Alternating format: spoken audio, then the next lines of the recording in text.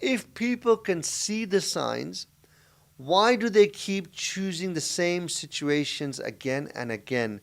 Different person, same pattern, different story, same ending. At some point, you have to stop asking, why does this keep happening to me? And start asking, why does this keep feeling right to me? Because that's where the real answer is. It's about feelings. Because the truth is, the most dangerous red flags are not the ones you don't see, they're the ones that feel familiar to you. Familiarity doesn't always mean safe. Familiarity means you recognize this pattern, and the mind is drawn to what it recognizes, even if it recognizes the fact that this is unhealthy and it's wrong. Most people don't miss red flags. They see them, they feel them, they notice something is off, a tone that feels slightly wrong, a comment that lands badly, a reaction that doesn't match the moment, a pattern that quietly unsettles them. And yet, they still stay in that relationship. That is the uncomfortable truth.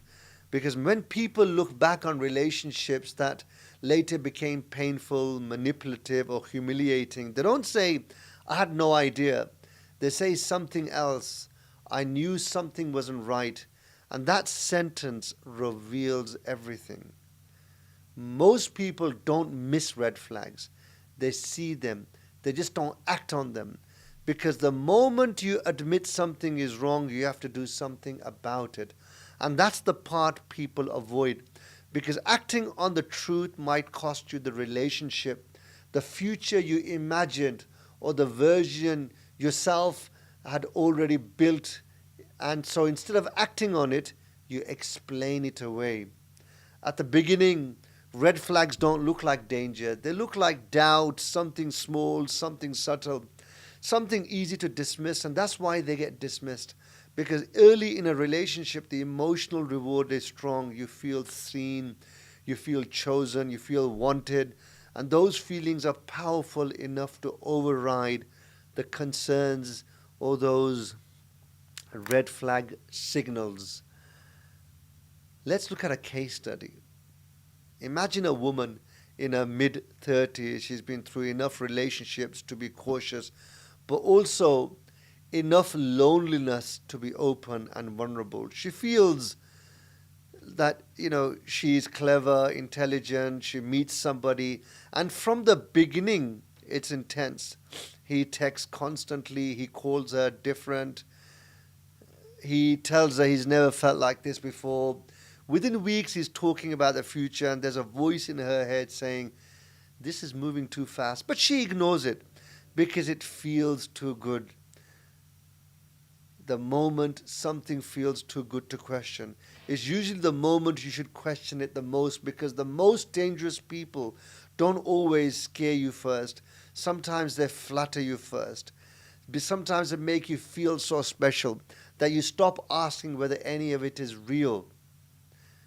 Weeks turn into months. The intensity continues, but now something changes. He becomes inconsistent, present one day, distant the next, responsible one week, unavailable the next. And when she questions it, he apologizes, explains, returns with intensity, and each time he returns, it feels even stronger. And now something dangerous is happening. She is no longer seeing him clearly. She's chasing how he makes her feel when he's at his best. Just remember one thing: people don't fall for people. They fall for how the other person makes them feel about themselves. And once someone gives you that feeling, you will ignore almost everything negative, all the red flags about that person, just to keep that relationship alive because it's making you feel good. This is not stupidity. This is emotional dependency forming, because inconsistency doesn't always weaken attachment. Sometimes it strengthens it, because now the relationship is not stable, it's addictive. People think consistency creates attachment, but sometimes inconsistency creates stronger attachment because this uncertainty keeps you chasing. And once you start chasing, you keep chasing whether the relationship is healthy or not, and you stop asking yourself whether this is worth chasing. So think about that for a moment. This is quite powerful, deep stuff we are discussing here. And you may see that around you, or you may have experienced it yourself. And now imagine going back to the same scenario now. The lady, the protagonist that we were talking about, now she's invested. She's told her friends, she's imagined a future, she's built a story. And once that story has been built, reality becomes negotiable.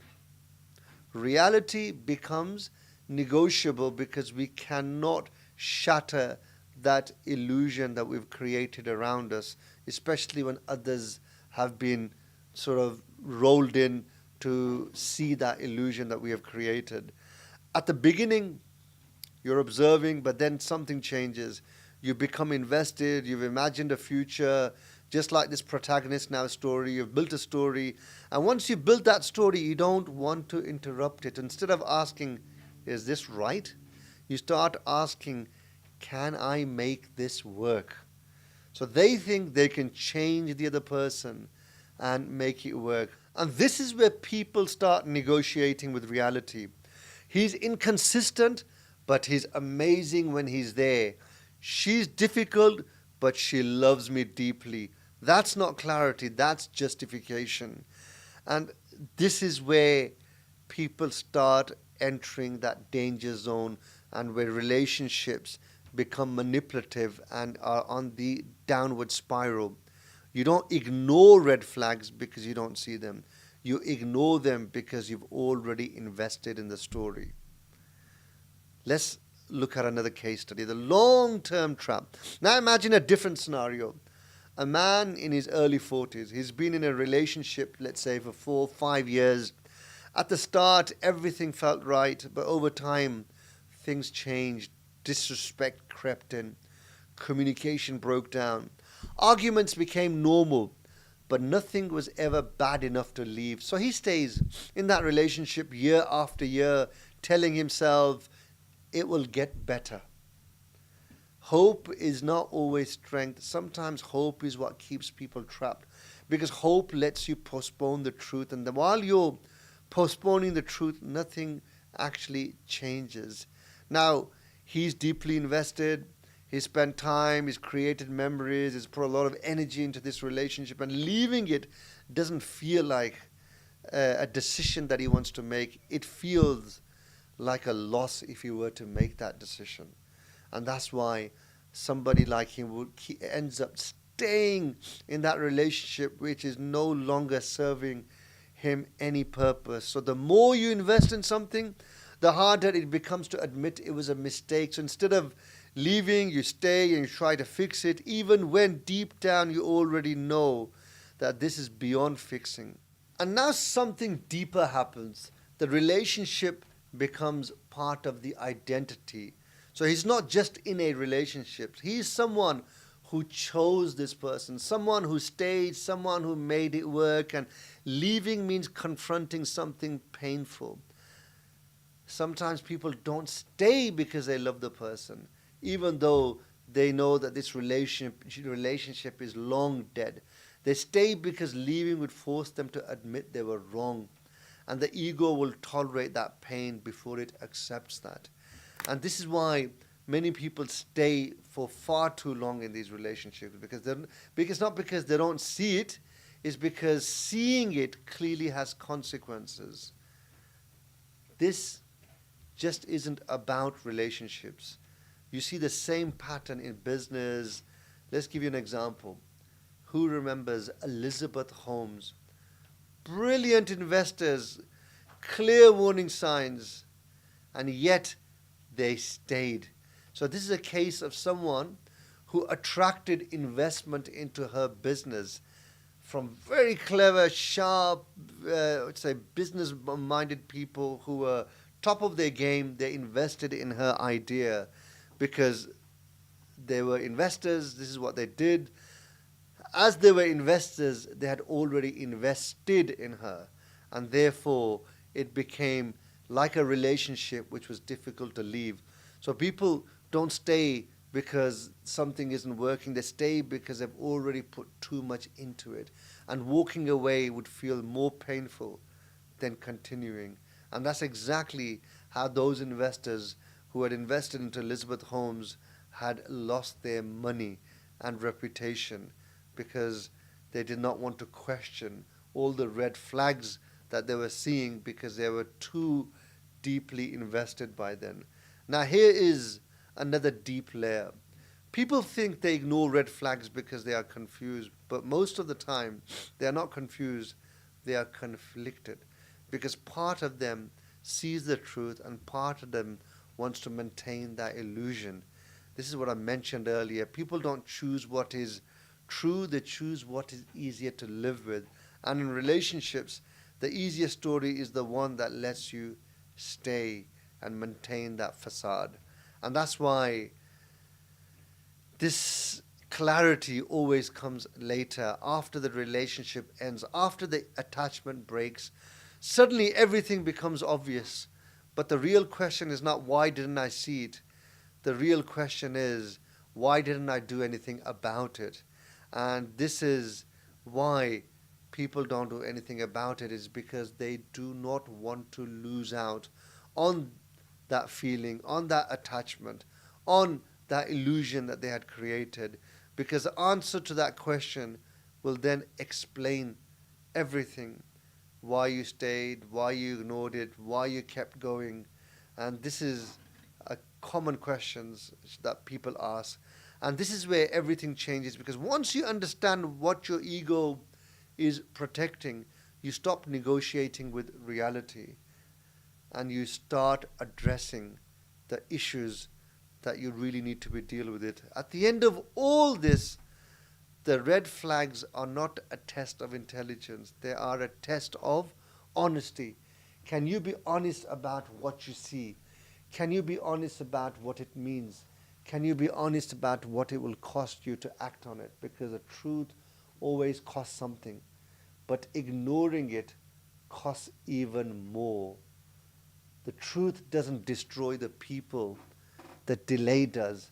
Because the longer you ignore what you already know, the more you lose, not just the relationship, but the time, the energy, the self-respect, and eventually your ability to trust other people and even yourself at the end of the day. Let me take this one step deeper, because everything we've spoken about so far explains why people ignore red flags, but it still leaves one uncomfortable question unanswered. What is that? If people can see the signs, why do they keep choosing the same situations again and again? Different person, same pattern, different story, same ending.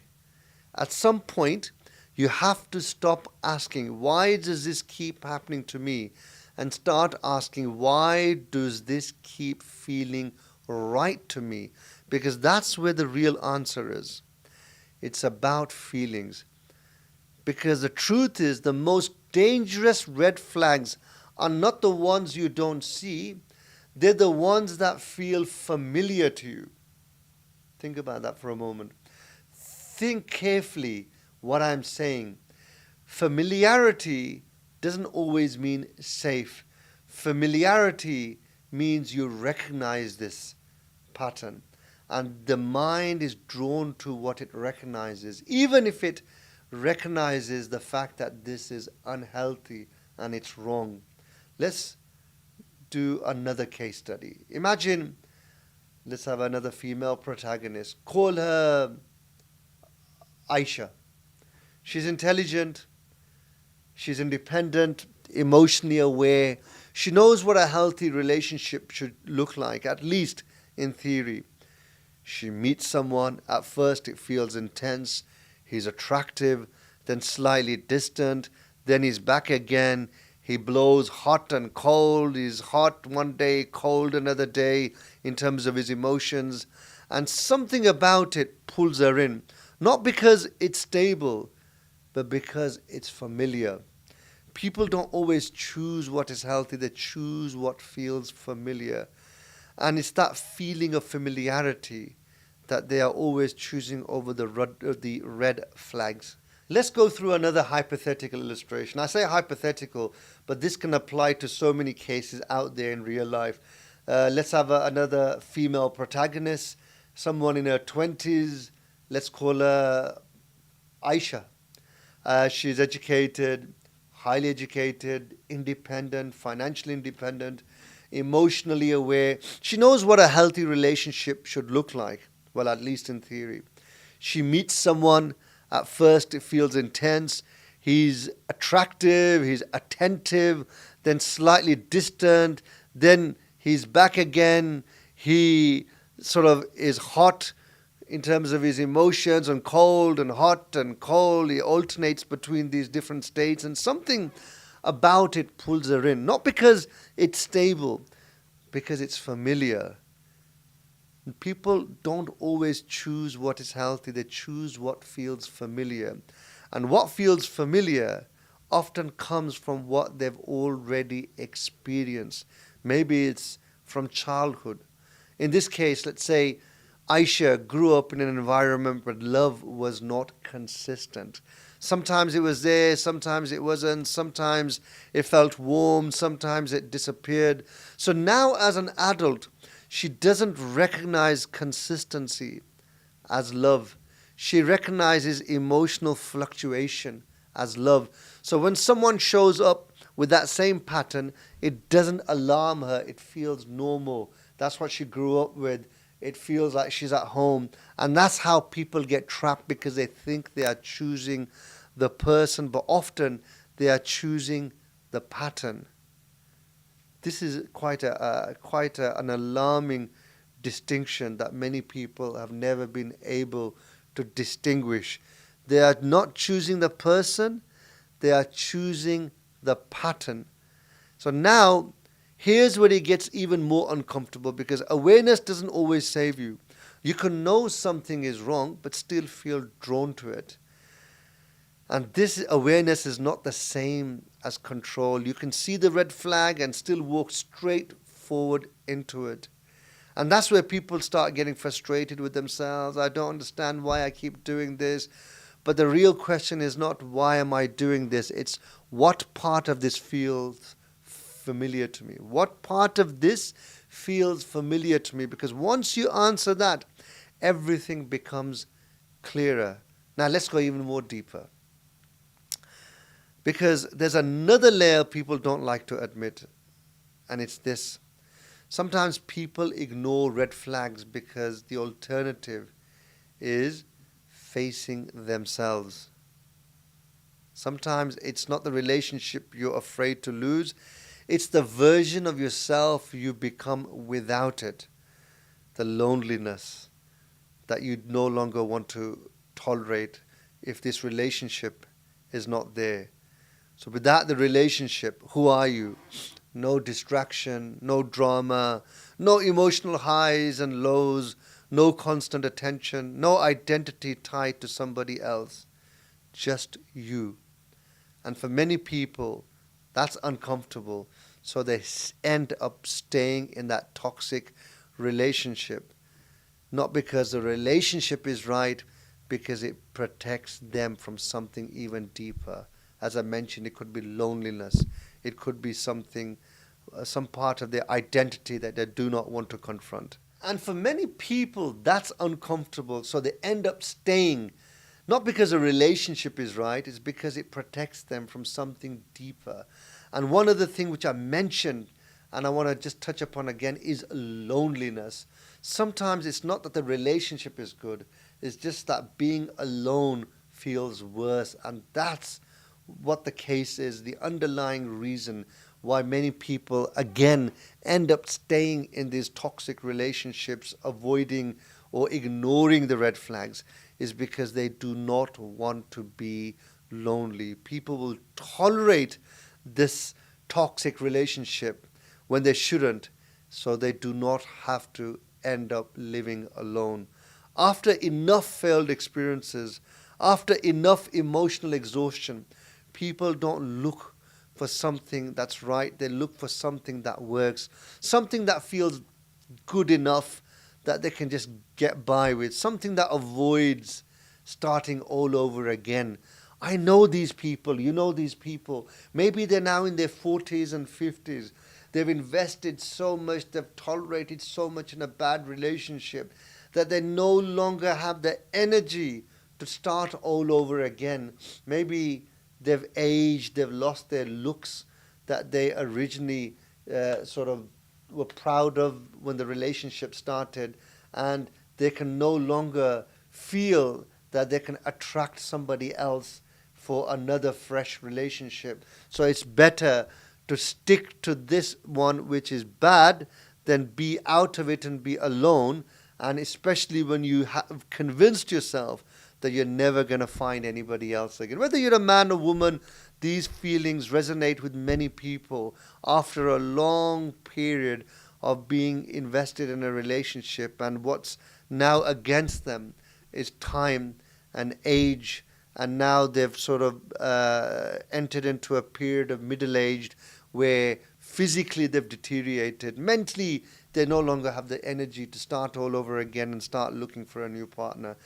That's not to be said by everyone, but there's a good majority of people who sometimes feel like that because by now they are tired and it becomes a trap. How about another aspect of this, why people ignore red flags? Is when you have a fixer mindset.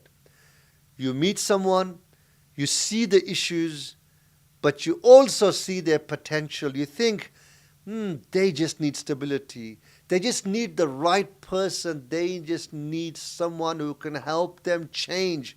Very dangerous mindset, very dangerous situation. Because often we think we can change someone, we can't, and we end up losing them, or we end up causing them to drift away even further. Because the last thing that we should be doing is trying to change people or mold them into what we want them to become. And slowly, this sort of shifts the roles from partner to fixer. People don't just fall in love with who someone is, they fall in love with who they believe that person can become. This is the fixer's mindset. And they believe that if they stick with them for years, they can change them. And often that never happens, because the truth is you are no longer in a relationship with a person. You are in relationship with an idea that you've created of the future, what this person should become, what their true potential is. But majority, if not all of the time, the person never lives up to your ideal to shape into that potential that you have envisaged for them. And ideas don't disappoint you immediately. Reality does. Because the reality, as I mentioned, does not form to that ideal over a period of time. So the longer as you stay attached to the idea, you keep ignoring the reality.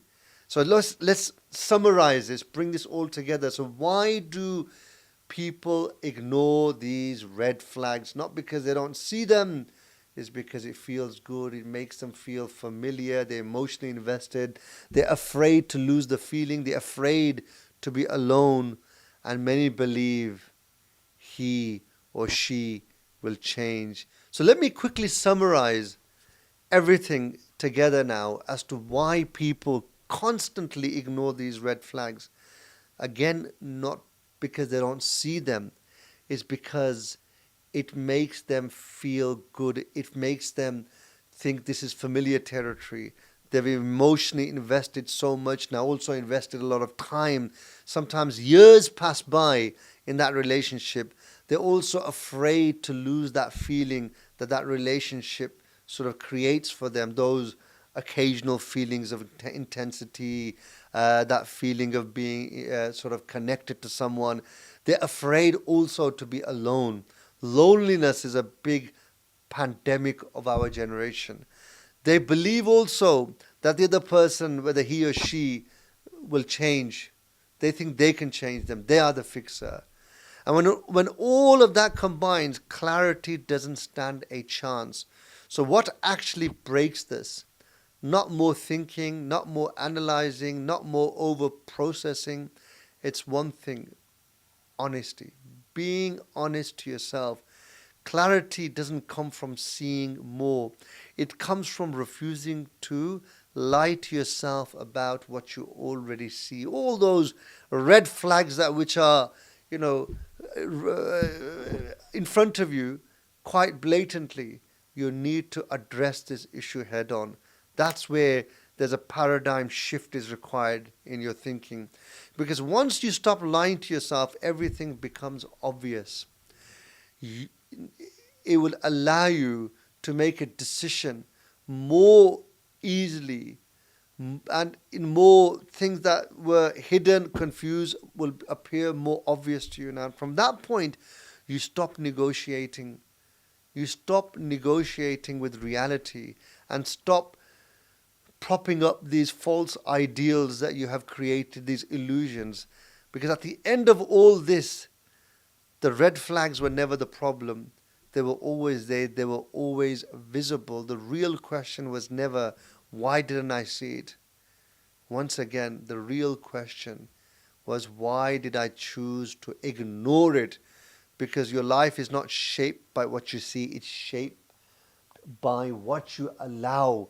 And the moment you stop allowing what you already know is wrong, everything starts changing. So this is the time, once again, you need a reality check. You need to be true to yourself and be honest to yourself that the person in front of you is not ideal to your situation and you cannot change them. They are perhaps beyond changing.